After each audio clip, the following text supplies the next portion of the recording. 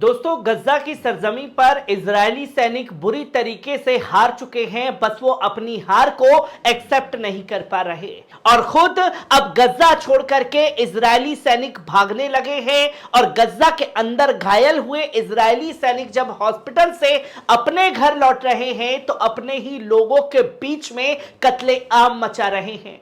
वहीं इजराइल के जनरल ने यह साफ तौर पर ऐलान कर दिया कि हमास को इजराइल नहीं हरा सकता। वहीं अमेरिका ने भी दावा कर दिया है कि हमास के पास इतने हथियार हैं कि 2 साल तक हमास अपने दम पर इजराइल से जंग लड़ सकता है। आज इन्हीं सब खबरों को आपके साथ रूबरू कराने जा रहा हूं। वीडियो के अंत तक बने रहिए। सबसे पहले आप इस वीडियो को देखिए कि एक बूंद पाइप से निकल रहा है और उस बूंद को बच्चा अपने मुंह में ले करके अपनी प्यास बुझा रहा है।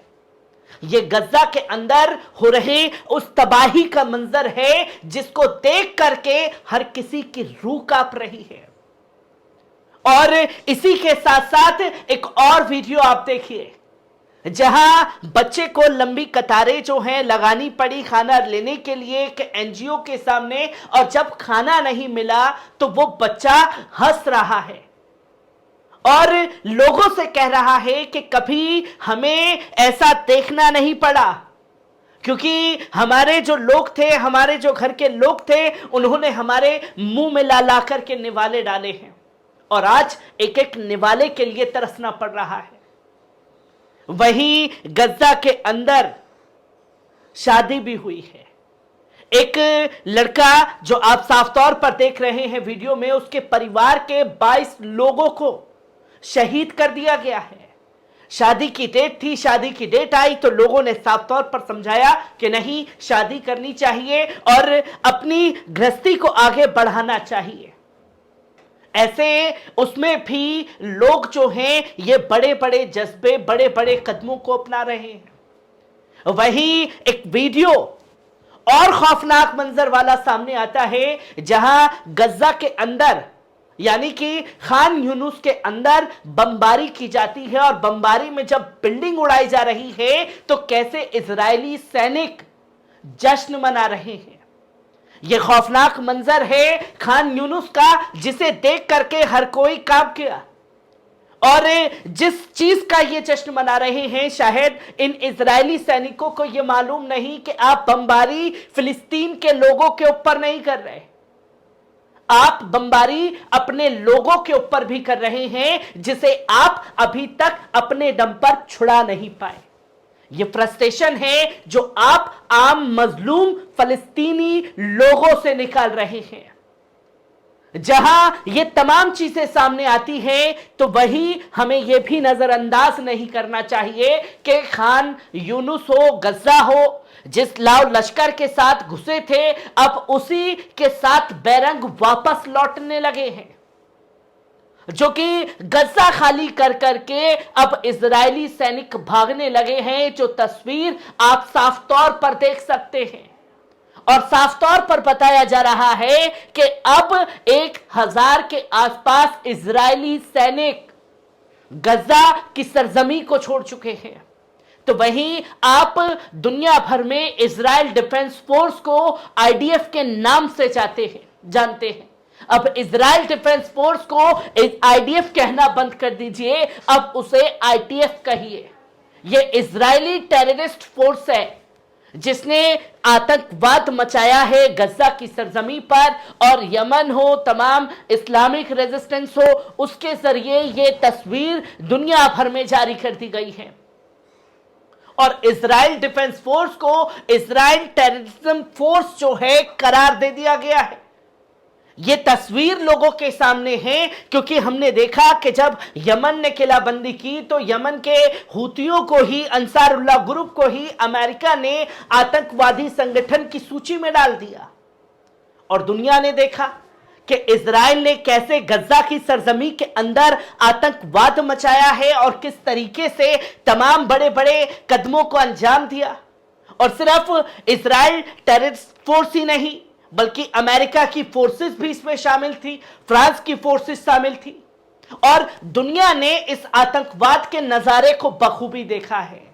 तो वहीं आपको यह भी जानना समझना जरूरी है कि इस कदर इजरायली सैनिक गज्जा की सरजमी में मुजाहिदीनों से लोहा लेते हुए पगलाए हैं कि उनकी पागलपनी की सारी हदें पार हो चुकी हैं। जहां साफ तौर पर यह बताया जा रहा है अरब न्यूज के द्वारा कि इजरायली सोल्जर जब अपने घर से वापस लौट रहे हैं तो वो अपने घर पर लौट करके अपने ही लोगों की हत्या कर रहे हैं। और ये वो इजरायली सैनिक हैं जो गज्जा की सरजमी के अंदर घायल हुए, अपाहिज हुए, अब फ्रस्ट्रेशन में अपने ही लोगों को मारने का काम कर रहे हैं। और सिर्फ यही नहीं, इजरायली जनरल ने यह साफ तौर पर ऐलान कर दिया है कि जब तक आप सभी हॉस्टेज को, यानी कि जो हमास द्वारा बंधक बनाए गए हैं, उन लोगों को रिहा नहीं करा लेते, क्योंकि अभी तक आपने अपने दम पर एक भी बंधक को रिहा नहीं किया है, और जब तक आप ये करा नहीं पाते तब तक आप हमास को हरा नहीं सकते। ये खुद इजरायली जनरल ने खुल्लम खुल्ला ऐलान जो है वो कर दिया है। और यहां साफ तौर पर उन्होंने अपने लीडरों को चेताया है और यह खुल करके ऐलान किया है कि आपको पहले ये तमाम कदमों को अंजाम देना चाहिए। वहीं इसी के साथ साथ साफ तौर पर यह ऐलान कर दिया गया कि इजराइल जो है अपने दम पर हमास को हरा नहीं सकता, क्योंकि इसमें उसे झुंडों की जरूरत पड़ी है हमास को हराने के लिए। और अमेरिका ने जो नरसंहार के लिए हथियार दिए गज्जा के मजलूम लोगों के लिए, ये तस्वीर, ये आतंकवाद दुनिया ने देखा।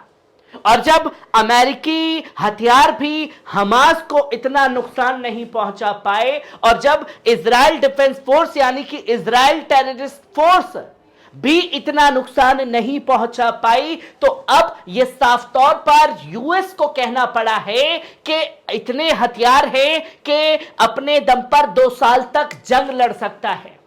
क्योंकि हमास के ऊपर ये आरोप लगते रहे कि हमास को हथियार जो हैं ईरान से मिल रहे हैं, हमास को हथियार जो है साउथ कोरिया दे रहा है, नॉर्थ कोरिया दे रहा है, और हमास को ही हथियार जो है रूस भी दे रहा है।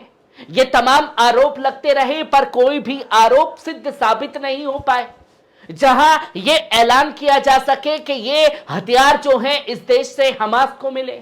और हमास के जो सैन्य प्रवक्ता हैं अबू उबैदा, उन्होंने साफ तौर पर कह दिया है कि हमारे लोगों ने जिस तरीके से अपने बने हुए हथियारों से लोहा लिया है इजराइल के आतंकी सैनिकों से, यह तस्वीर दुनिया के सामने है कि कैसे हमारे बनाए हुए हथियार से बड़े बड़े टैंक जो इजराइल का दिल हुआ करते थे उसे ही हमने खंडर में तब्दील कर दिया है, उसे ही कबाड़े में तब्दील कर दिया है। क्योंकि ये चीजें लगातार सामने आती हैं। और 7 अक्टूबर से लेकर के अब तक गज्जा की सरजमी पर जंग के 108 दिन हैं, और गज्जा की सरजमी पर कितने लोग मारे गए हैं इजरायली सैनिक, अब ये एक एक करके इंफॉर्मेशन खुद इजरायली सरकार देने लगी है। और जब एक देश का जनरल ही हाथ खड़े करते हैं कि हम हमास को नहीं हरा सकते, और जिसके दम पर आपने ये जंग में कूदे कि अमेरिका हमारा बाप है, हमें सारे हथियार देगा, और अमेरिका भी और उसके हथियार भी जब कुछ नहीं कर पाए तो हमास को लेकर के अमेरिका ने भी हथियार खड़े कर दिए, हथियार डाल दिए हमास के आगे के 2 साल तक जंग चल सकती है। और बेंजामिन नेतन्याहू के ऊपर जो है खुद ही इस तरीके से गिरफ्तारी की तलवार लटक रही है कि इधर युद्ध खत्म हुआ और उधर इजराइल के प्राइम मिनिस्टर बेंजामिन नेतन्याहू का राजनीतिक जनाजा निकलने जा रहा है, जो कि ये पहलू लगातार सामने हैं और हर एक पहलू को बारीकी से आपके साथ साझा करता रहूंगा। कैसी लगी रिपोर्ट कमेंट बॉक्स में आकर के अपनी राय देना ना भूलिएगा। शुक्रिया।